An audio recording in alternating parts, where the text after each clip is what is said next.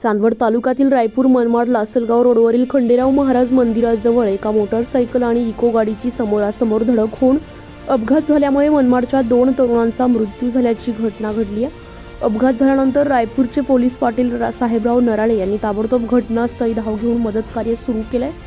दोन्ही तरुणांना मनमाड येथील उपजिल्हा रुग्णालयामध्ये प्रथम उपचारासाठी दाखल केले।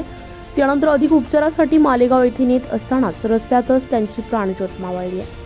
सदर घटनेमुळे मनमाड शहरासह नांदगाव तालुक्यात शोककळा पसरली आहे। याबाबत सविस्तर वृत्त असे की नांदगाव तालुक्यातील मनमाड शहरातील गौतम नगर येथील रहिवासी पवन विरोध जाधव वय वर्ष 20 आणि त्याचा मित्र योगेश पद्माकर अडंगळे वय वर्ष 21 राहणार बोरकरवाडी हे दोघे जण मोटारसायकल क्रमांक MH15 BA 8286 या गाडीने लासलगाव मार्गे निघाले होते।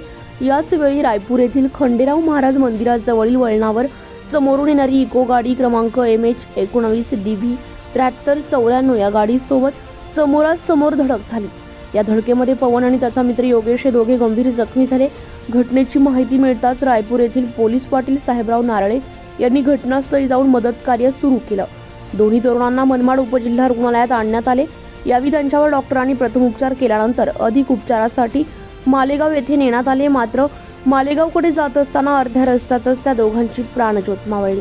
या घटनेची माहिती मिळताच मनमाड शहरावर शोककळा पसरली असून या अपघाताची पोलीस ठाण्यात नोंद करण्यात आली आहे, तर पुढील तपास पोलीस करत आहेत। मनमाड लासलगाव महामार्गाची रुंदी वाढवावी। शहरात सर्वत्र झपाट्याने महामार्गाची वाढ होते। यात अनेक दुर्गती महामार्ग 4 पदरी करण्यात आली आहेत। मात्र मनमाड लासलगाव हा महामार्ग अजूनही एकेरीच आहे।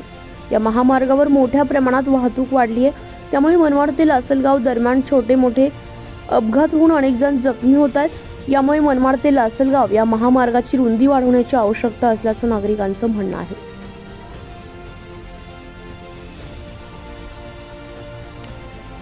राजक्रांती न्यूज साठी मुक्ताराम बागुल, नांदगाव।